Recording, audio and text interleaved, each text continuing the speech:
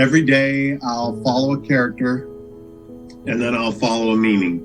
So I took my character in 1 Samuel chapter 17, verse 45. I'm in two different opposite sides of the Bible today, and the scripture both brought me to a form of suffering and strength through suffering. 17:45, I'll do 45 and 46. Then said David, and I'm reading out New King James, so it'll be maybe different from yours. Then said David to the Philistine, thou comest to me with a sword and with a spear and with a shield, but I come to thee in the name of the Lord of hosts, the God of the armies of Israel, whom thou hast defied. And 46 says, this day will be the Lord deliver thee into my hand, and I will smite thee, and I will take thine head from thee, and I will give the carcasses of the host to the Philistines this day, and to the fowls of the air, and to the wild beasts of the earth, that all the earth may know that there is a God in Israel. This one right here, this is about to go down. This is David speaking, and he's talking to Goliath, right? So,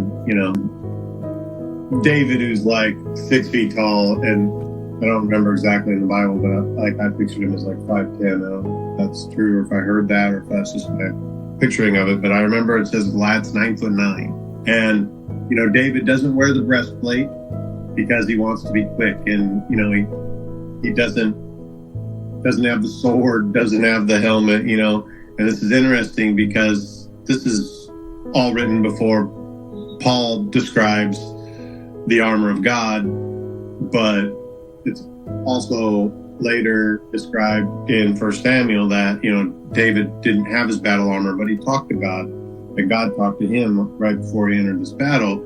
But it talks very closely about his walk, his faith, and the stones he selects and the leather for his sling, right? Parallel measure of unorthodox battles, similar to what we would now refer to as our earthly battles, like mentally, physically.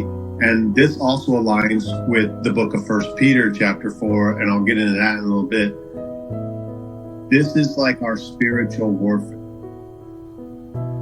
David the man could not have defeated Goliath. So like we say, we can't defeat poverty, we can't defeat homelessness, we can't defeat, our job or our relational battles and all this stuff, right? So this is metaphorically God smacking you in the face with, I'm going to give you a story that's so audaciously off the wall that you will see how I work in your own spiritual battles. So our problems here on earth really aren't squat anyways. But this message in 1 Samuel, this scripture, this is not to tell you that this is like out of reach or this is just God's hand doing a miracle. This is nothing like that. This is teaching you just not to back down. And the message here is you stand firm when you're a child of God. And when you're a person of strong faith, that you address your problems head on. And you don't need all that other stuff that you think you do. David wore no battle armor.